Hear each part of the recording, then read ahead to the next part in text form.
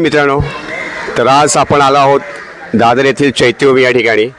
चैत्यभूमी असा हा एक पवित्र असा परिसर आहे ज्या ठिकाणी बाबासाहेबांची जी काही अंत्यविधी झाली होती त्या अंत्यविधी यांचं इथे अभिवादन करण्यासाठी लाखो अनुयायी, बौद्ध अनुयायी तसेच त्यांचे उपासक या ठिकाणी येत असतात त्यांना अभिवादन करण्यासाठी.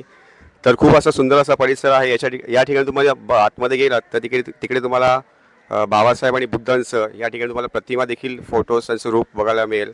त्याचप्रमाणे या ठिकाणी तुम्हाला बघू शकता इथे बाबासाहेबांचे सुपुत्र जे भैयासाहेब उर्फ यशवंत आंबेडकर यांचे देखील या ठिकाणी एक स्मारक उभारलं गेलं आहे.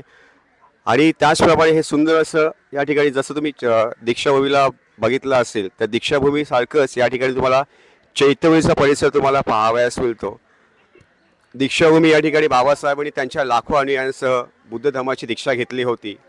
आणि 6 डिसेंबरला या ठिकाणी बाबासाहेबांना अभिवादन करण्यासाठी बौद्ध उपासक आणि खूप सारे जण या ठिकाणी त्यांना अभिवादन करण्यासाठी येत असतात. सो हा एक सुंदर असा परिसर आहे. त्याचप्रमाणे इथे तुम्ही बघू शकता की ते कमान आहे, ती सुंदर अशी कमान तुम्हाला जी काही सांचीतील स्तूप आहे समाजरक्षकांनी बनवलेला आहे ते सांचीतील स्तूप याची प्रतिमा तुम्हाला बघायला मिळेल.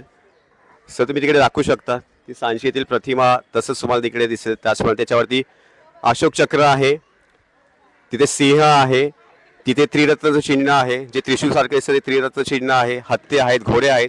हे सर्व आहेत बुद्ध धर्मातील प्रतीके. या बुद्ध धर्मातील प्रतीकांची सर्वजण पूजा करायची, अर्चना करायचे आहेत. आणि तथागत बुद्ध भगवान यांचे जी काही वंशावळ आहे ती वंशावळ देखील तुम्ही बघू शकता. भगवान बुद्धांच्या आधी 27 असे बुद्ध झाले आहेत.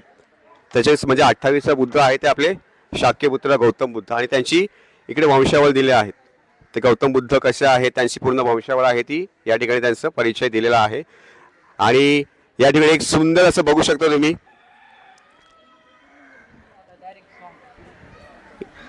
ज्या सहीने लाखो लोकांचं आयुष्य असं उद्धारलं गेलं त्या थोर अशा महामानव डॉक्टर बाबासाहेब आंबेडकर यांची सही या ठिकाणी तुम्हाला बघायला मिळते.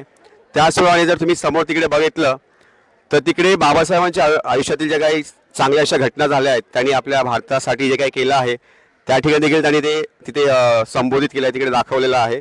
तर खूप असं सुंदर या ठिकाणी तुम्हाला बघायला मिळेल या चैत्यभूमी परिसरामध्ये. त्याचप्रमाणे जर तुम्ही बाबासाहेबांना अभिवादन करण्यासाठी येत असाल इथेच 2 ते 2.5 किलोमीटर अंतरावरती वळली येथील बाबासाहेबांची पत्नी म्हणजेच माता रमाई यांचे देखील या ठिकाणी स्मारक आहे वळली येथे हिंदू स्मशानभूमीमध्ये.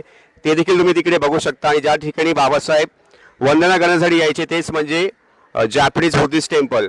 जॅपनीज बुद्धिस्ट टेम्पल देखील वळली इथेच आहे. ते देखील त्या जॅपनीज बुद्धिस्ट टेम्पल देखील तुम्ही अवश्य व्हिजिट द्या.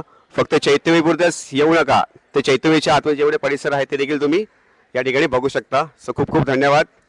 जय भीम.